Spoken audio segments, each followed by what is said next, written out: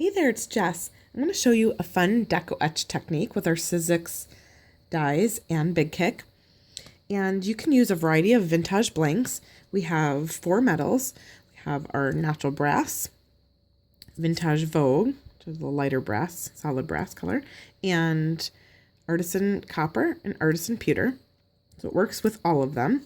And I have a few examples here. So what this technique is you're combining two. So you're etching into the metal, and then afterwards, within the open space, you're going to stamp a word or initials into it. So some of our Deco Etch dies do have patterns that aren't all over. There's actually some like open space around a pattern or a symbol, and that leaves that room on the blank where you can do that letter stamping. So it's a lot of fun. There's a few dies that work like this. We have Bird of Paradise, Forest Foliage, Mod Flowers, Fine Feathers. I use this one a lot, can you tell? And Lily Pads. So these examples here show a variety of, of those dies. This is the Mod Flowers with an initial. This one here with the happy, that's also Mod Flowers. And then the Forest Foliage and the Artisan Pewter. Well, this has 2 colors, Patina. And Bird of Paradise, Lily Pads, and the Fine Feathers. So clear this out of the way here and grab my machine.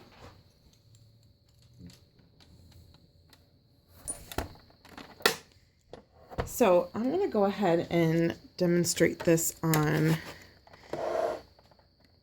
on the natural brass.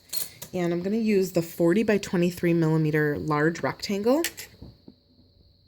And with this natural brass finish, I have 2 examples here. This one here on the left has been reliefed already, so it's bringing out some of the lighter tones. And I'm going to do that and prep this one for Deco Etch. You don't have to do this, but I really like doing this because once you do the letter stamping specifically, if you were to letter stamp and then relief afterwards, it's going to leave a halo around the letters. So I prefer the look of lightening it first and then, doing the etching and stamping and then adding some patina to bring out the design. So you could use the dark gray side if the block has been used a little bit, or a combination of the white side and the gray side. Just lighten it up a little bit, and you could polish it if you'd like with the light gray side in the back. So now I have my prepped blank. Excuse me. And this Mod Flowers. So with your machine, you're going to have your solo platform, solo shim, and 1 cutting pad down already. And as you can see, actually, I want to show you with Deco Etch, it's going to leave impressions in the cutting pads. That's completely normal. That happens. You could see I do this technique a lot. I really love it. So don't worry about that. Eventually, you can replace the cutting pads once they're warped, but they do last a really long time. So with Deco Etch, you're going to place your blank face down, and with the blanks, you could see kind of a curve or a dome on one side, so that would probably be your top side. So go ahead and turn it and place it face down. And then something very important when doing this technique, you want to make sure that you always line the blank up on this soft gray foam section. Don't ever have it hanging off the edge. So if you wanted only maybe like this little corner piece, if you were to hang it off the edge, it's going to leave a very sharp line in your blank. Like this edge, it's going to just create a sharp line. So you definitely want to keep it within the foam section. So just keep that in mind. So I'm just going to line that up on the bottom here and place my second cutting pad and then run it through 1 time. Sometimes you hear a little crack too with the Deco Etch, so don't be alarmed.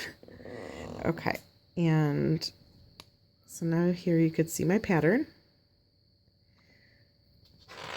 So oh, there goes a bead. Okay, get this here out of the way. So now to make this really pop, what we're going to do first actually is imprint the word. And we'll see. This may cause my camera to shake a little bit, so I might just stamp one letter.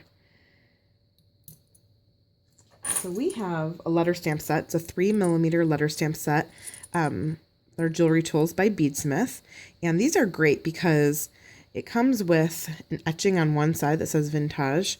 And you know when holding your stamp, if you're looking at the Vintage, then the letter is the correct way. So you don't have to be looking at it. You just kind of find the Vintage and then face that towards you. And when stamping a word that has, I mean, most words have 3 or more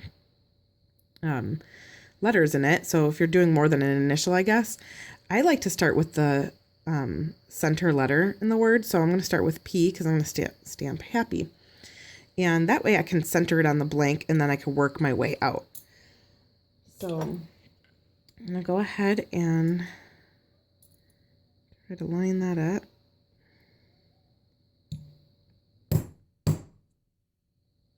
Stamp, let's see. Maybe that didn't shake as much as I thought it would. This isn't going to be completely straight stamping. I'm sitting on an angle.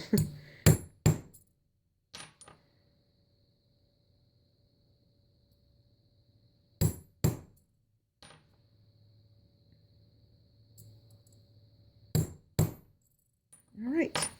So it may cause your blank to curve a little bit. You could turn it upside down and then just lightly hammer it and it'll kind of flatten that back out for you.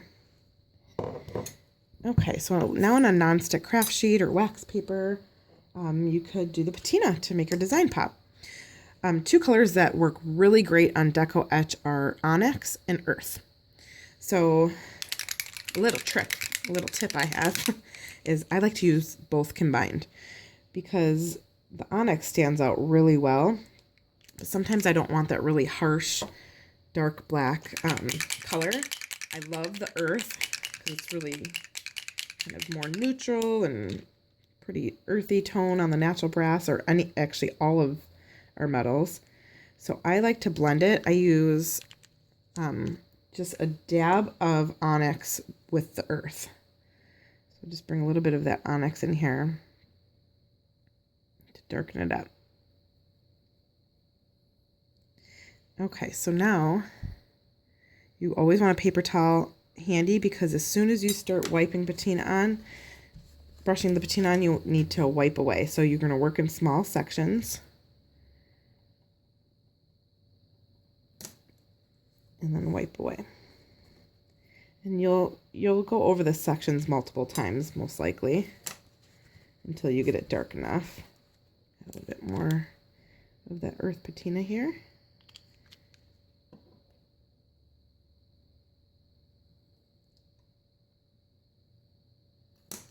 Okay. So you could see here that some of it looks like it dried on there. If you go back over a section like that with wet patina and wipe right away, it's going to kind of reactivate that patina so you could remove it. See, now that's gone. So as long as you go pretty quickly, you're good. And I like to apply patina and then wipe away towards the edges. And that's actually a great tip for if you're applying multiple colors. Like for instance, this one with these flowers, you could do each one a different color. So when applying the color, let's say you have like an orange here, the carnelian, as you brush it on, just wipe outward so it doesn't get into the other etching. And then you could do a different color for each one. All right. A little bit more here to remove that.